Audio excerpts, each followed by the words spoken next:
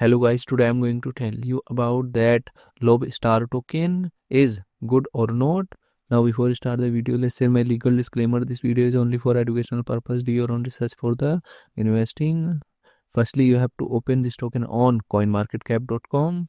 Now before we start the video, let's say my legal disclaimer. This video is only for educational purpose. Do your own research for the investing.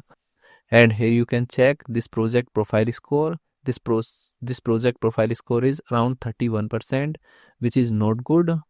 After that, you will copy this address and you have to open Rakcheck website and paste here copied address. Then click on check button. So here you can check risk analysis score. Risk analysis score is 1 and risk analysis is good.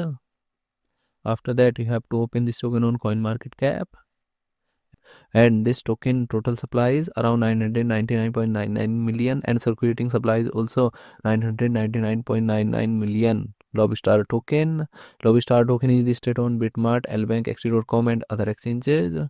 If I share my opinion with you, then this project up to 65% chances is that it is a legit or good project. So guys, don't take my opinion as a financial advice. Do your own research for the investing. Thanks for watching.